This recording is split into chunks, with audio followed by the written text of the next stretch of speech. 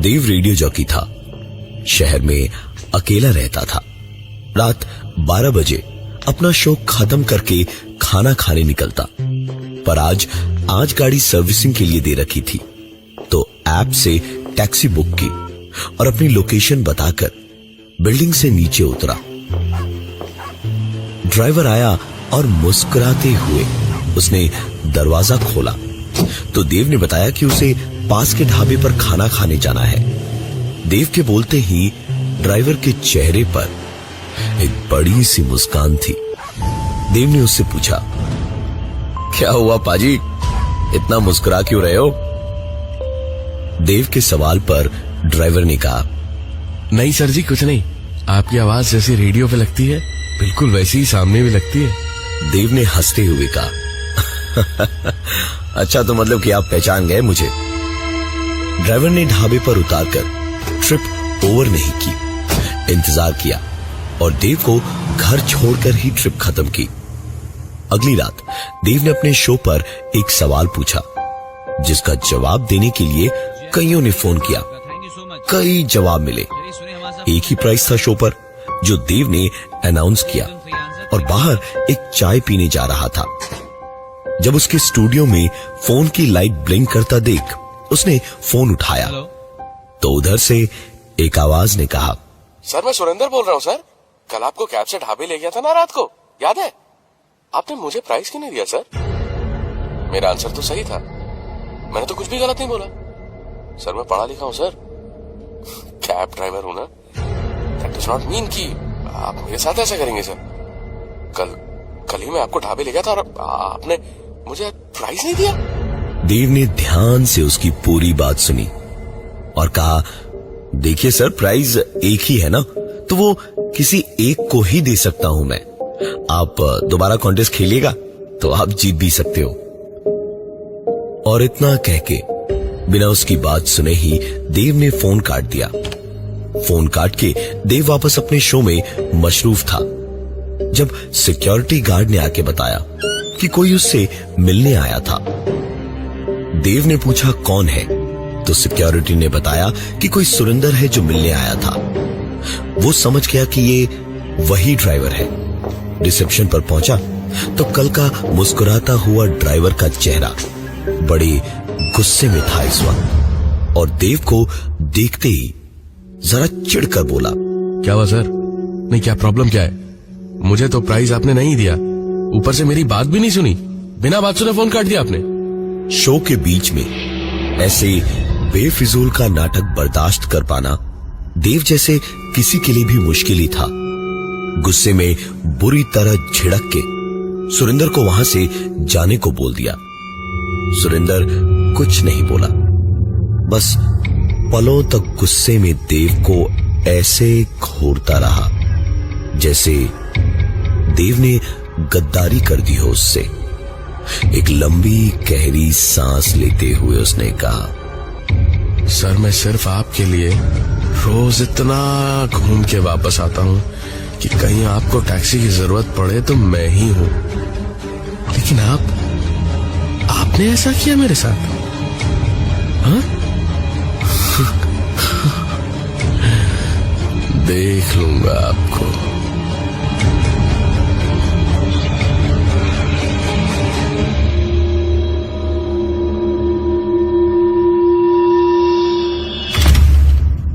ऐसे मुंह लगने वाले, बकवास करने वाले रोजाना बहुत मिलते थे, तो देव ने भी ध्यान नहीं दिया उस पर।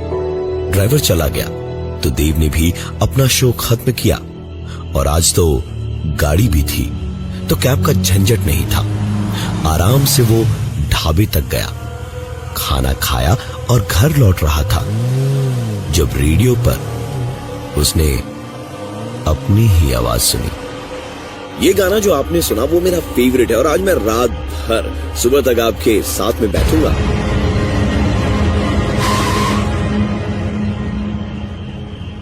गाड़ी किनारे रोककर देव ने ऑफिस सिक्योरिटी को फोन मिलाया और उनसे पूछा कि ऑफिस में कौन कौन था। तो सिक्योरिटी ने कहा, सर आप ही तो लास्ट में निकलते हैं, मेरे अलावा सिर्फ हाउसकीपिंग स्टाफ है यहां। देव जानता था कि इनके बस का तो नहीं है कुछ भी गड़बड़ कर पाना, लेकिन कोई तो जरूर था ऑफिस में, जाके चेक करना जरूरी था। तुरंत गाड़ी घुमाकर देव निकल पड़ा वापस ऑफिस की ओर। ऑफिस पहुंचकर देव सीधे दौड़ा स्टूडियो में, लेकिन शुक्र इस बात का था कि कोई नहीं था स्टूडियो में। स्टूडियो खाली था। देव को लगा कहीं कोई वहम तो नहीं हुआ था, इसलिए उसने तुरंत अपने सिस्टम पर जाकर रिकॉर्डिंग्स चेक की, तो उसमें भी वही आवाज थी। ये गाना जो आपने सुना वो मेरा फेवरेट है और आज मैं रात भर सुबह तक आपके साथ में बैठूंगा। देव को समझ नहीं आ रहा था कि ये सब आखिर हो क्या रहा था। उसने रिकॉर्डिंग सेव करके रख ली अपने पास और फिर नीचे चला गया कि अब घर जाएगा और कल ही देखेगा जो होगा। लेकिन सुकून तो मुश्किल ही था उसके लिए। नीचे उतरते ही उसने देखा कि उसकी गाड़ी जो बिल्डिंग के सामने खड़ी थी, उसके सारे के सारे शीशे चकनाचूर हो रखे थे।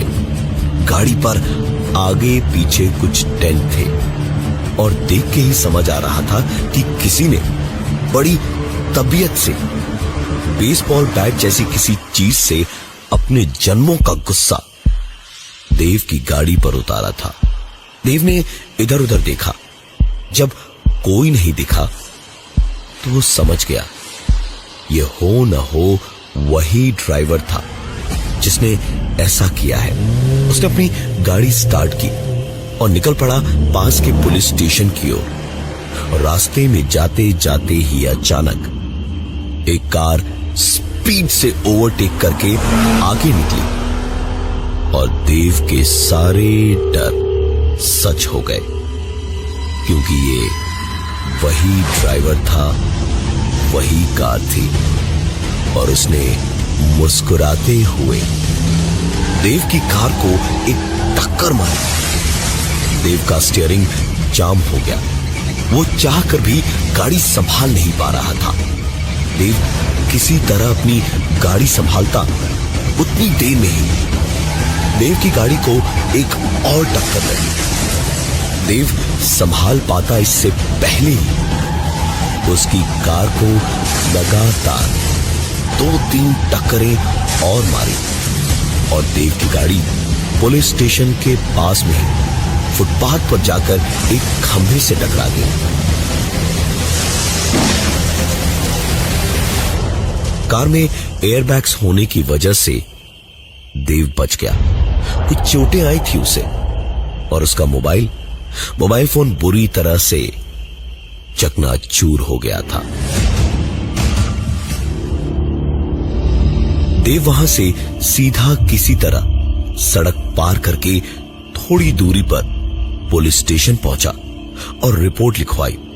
पुलिस वालों ने सबूत के तौर पर उस रात की टैक्सी बुकिंग डिटेल्स मांगी तो देव ने फोन तो बड़े तैश में निकाला, लेकिन फोन बुरी तरह से टूट फूट चुका था। कुछ भी दिखाई नहीं दे रहा था। फिर भी पुलिस ने रिपोर्ट लिख ली कि डिटेल्स तो कंपनी से भी मिल ही जाएंगी और फिर देव वापस अपने घर आ गया। तो अगले दिन भी उसे काफी भाग दौड़ करनी पड़ी। रात को शो में एक बार फिर से देव ने एक सवाल पूछा जिसके जवाब में कोई भी फोन उठाता उससे पहले ही एक फोन आया, जिसे उठाया तो दूसरी तरफ से आवाज आई, हेलो सर, मेरे एक पैसेंजर बैठे हैं पीछे, उनके लिए गाना बजा दीजिए प्लीज। देव ने झिड़क के कहा, फोन रखो और मुझे परेशान करना बंद करो। रिपोर्ट लिखवा दिया तुम्हारी, ज्यादा दिन बचोगे नहीं तुम, समझे? सुरिंदर जरा सा हंसा और फिर उसने कहा, अरे सर, जरा मेरे पैसेंजर से बात तो कीजिए। ओ मैडम, जरा बताइए ना, कौन सा गाना सुनेंगे आप? इतना कह के सुरिंदर ने फोन पीछे की सीट की ओर कर दिया और एक रोती बिलखती आवाज ने कहा, बेबी बेबी प्लीज, ये जो बोले वो कर दो वरना मुझे मार देगा। ये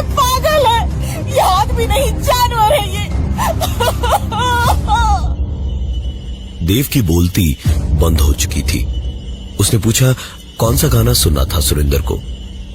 तो सुरेंद्र ने एक सिहरन दौड़ा देने वाली मुस्कान के साथ गाकर कहा, तू है वही दिल ने जिसे अपना कहा, तू है जहां मैं हूं वहां, ये वाला। देव ने कहा कि ये गाना तो उसके पास है ही नहीं।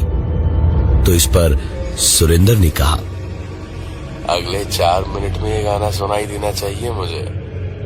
नहीं है ना तो डाउनलोड करके चलाओ, वरना तुम्हारी गर्लफ्रेंड को भगवान के पास अपलोड कर दूंगा। और इतना कहकर सुरेंद्र ने फोन काट दिया। देव ने जल्दी जल्दी गाना डाउनलोड किया और गाना चला दिया। गाना चलाने के बाद देव सोच ही रहा था कि पुलिस को इत्तला करेगा और खुद भी निकलेगा उसके पीछे। लेकिन इसके पहले ही स्टूडियो में एक फोन आया। देव ने फोन उठाया तो उधर से सुरेंद्र ने कहा, अरे सर, मैंने तो ओरिजिनल गाना बजाने को कहा था, आपने मेरी बात नहीं मानी, रिमिक्स चला दिया। अब तो ये गई।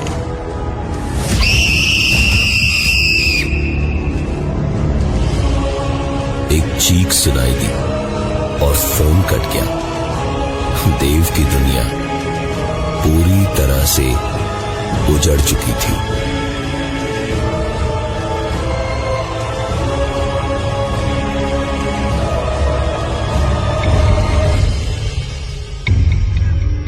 देव ने तुरंत फोन उठाया और अपनी गर्लफ्रेंड को फोन मिलाना शुरू कर दिया।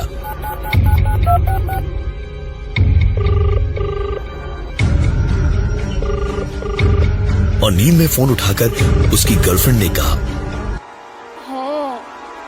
Hello baby, WhatsApp. देव को तो जैसे बिजली का जोरदार एक झटका लगा। उसने कहा, तुम फिक्र मत करना, मैं तुरंत आ रहा हूं। Just tell me where are you. उस टैक्सी ड्राइवर को मैं छोड़ूंगा नहीं बेबी, छोड़ूंगा नहीं बेबी, छोड़ूंगा नहीं बेबी, छोड़ूंगा नहीं बेबी। उसकी गर्लफ्रेंड की आंखों में बची कुची नींद एक झटके में उड़ गई और उसने कहा, क्या मतलब? मैं तो सो रही हूँ घर पे। क्या हो गया? क्या बोले जा रहे हो? देव जैसे आसमान से गिरा हो। वो खुश होने की बजाय अपनी गर्लफ्रेंड पर नाराज होकर चिल्लाया, तुम पागल हो गई हो क्या? हाँ, मैंने अभी अभी तुम्हारी चीखने की आवाजें सुनी थी उस टैक्सी में। तुम कह रही हो कि तुम घर पर हो। झूठ मत बोलो मुझसे। तुम्हारा उस ड्राइवर के साथ कुछ है तो नहीं ना? कहीं तुम दोनों मिलकर के मुझे बेवकूफ तो नहीं बना रहे हो? देव की गर्लफ्रेंड किसी भी दिमागदार इंसान की तरह इस बात पर बुरी तरह से गुस्सा होकर बोली, मतलब क्या है तुम्हारा देव? क्या कहना चाहते हो? तुम्हारी इन्हीं सब पागलपन वाली हरकतों की वजह से मेरी जिंदगी नर्क बना रखी है तुमने। तुम्हें मेरी नहीं, तुम्हें डॉक्टर की जरूरत है। Do you understand? बहुत हो गया, अब मुझे और बर्दाश्त नहीं हो रहा है रोज रोज का ये सब नाटक। तुम्हारे इसी पागलपन ने उस टैक्सी वाले की जान ले ली थी, लेकिन तुम नहीं बदले। आज के बाद मुझे प्लीज फोन मत करना कभी। मुझे प्लीज सुकून से जीने दो। Get out of my life. Phone काटते ही जैसे देव कुछ साल पीछे एक पल में पहुंच गया। उस रात गर्लफ्रेंड के बर्थडे पर सरप्राइज प्लान किया था एक। उसे लेकर ड्राइव पर निकला तो रास्ते में गाड़ी खराब हो गई। जीपीएस लोकेशन से ऐप पे टैक्सी बुक की तो सुरेंद्र नाम का टैक्सी ड्राइवर आया और पीछे की सीट पर बैठे हुए देव और उसकी गर्लफ्रेंड को रियर व्यू मिरर में बस देखने और मुस्कुराने भर की वजह से देव ने अपना आपा खो दिया और चलती गाड़ी में ड्राइवर पर हाथ उठा दिया। गाड़ी डिसबैलेंस हुई और एक बड़ा एक्सीडेंट हुआ था। किस्मत अच्छी थी कि ज्यादा बड़ी कोई चोट देव या उसकी गर्लफ्रेंड को नहीं आई थी, लेकिन वो ड्राइवर सुरेंद्र वो नहीं बचा था। देव इतना सब कुछ होने के बाद अभी जैसे अचानक नींद से जागा, तुरंत पुलिस स्टेशन की ओर भागा देव और वहां पहुंचकर इंस्पेक्टर से हाँफते हाँफते उसने बोला, सर जो रिपोर्ट मैंने लिखवाई थी सर, आप उस पे कुछ भी नहीं कर पाएंगे सर। वो ड्राइवर तो मर चुका है सर। आप कुछ भी करके उसे नहीं पकड़ पाएंगे। कुछ भी करके उसे नहीं पकड़ पाएंगे। पुलिस इंस्पेक्टर ने बड़े आराम से उसकी बात सुनी और आसपास खड़े बाकी सब भी इंस्पेक्टर साहब के साथ मिलकर हंसने लगे। देव उन सबको घूम घूम कर एक सवालिया निशान चेहरे पर लिए देखने लगा। तो वो इंस्पेक्टर साहब बोले, क्या यार, आप आरजे लोग भी बड़े मजेदार होते हैं। जान का खतरा है लेकिन मुर्गा फिर भी बनाएंगे। चलिए घर जाइए, जो भी तहकीकात है हम करके समझ लेंगे। आप अपने घर के लिए निकलिए। देव बोलता भी तो क्या, चुपचाप बाहर निकला पुलिस स्टेशन से तो अपनी आंखों पर यकीन ही नहीं कर पाया, क्योंकि उसकी आंखों के ठीक सामने सड़क पर सुरेंद्र अपनी टैक्सी लिए खड़ा था और मुस्कुराते हुए देव से कह रहा था, आइए सर, कहाँ छोड़ूं आपको? उसको देखते ही देव पसीने से तर-बतर हो गया, वापस अंदर भागा और इंस्पेक्टर का हाथ पकड़कर खींचकर उन्हें बाहर लाया और कहा, वो देखिए सर, वो सुरेंद्र, वो देखिए खड़े खड़े हंस रहा है मुझ पर। सर वो मुझे मार देगा सर, मुझे बचा लीजिए सर, प्लीज सर, मैं आपके पैर पड़ता हूं सर, मुझे बचा लीजिए सर, मुझे बचा लीजिए सर। हाँ?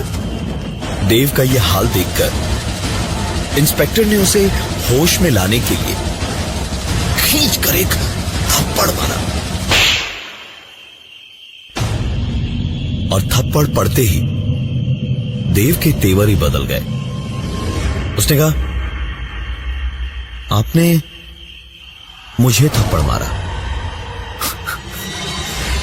मुझे? Do you even know who I am? मैं तुम्हारी वर्दी उतरवा दूंगा, समझे? मुझे मारा? इतनी हिम्मत तुम्हारी तो मुझे मारा। और इतना कह के देव ने वो कर दिया जो होश तो क्या, बेहोशी में भी नहीं करना था। उसने पुलिस इंस्पेक्टर से पुलिस थाने में ही हाथापाई कर ली। ऑन ड्यूटी पर एक अफसर के ऊपर हाथ उठाने के जुर्म में देव को 10 दिन की जेल की सजा हुई।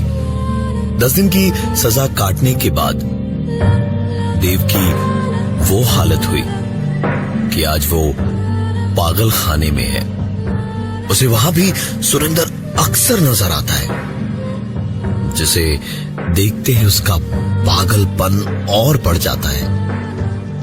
रोते बिलखते हुए उसने इस पागल खाने में 2 साल बिता दिए हैं, पर और कितने दिन वो वहां रहेगा ये कोई नहीं जानता।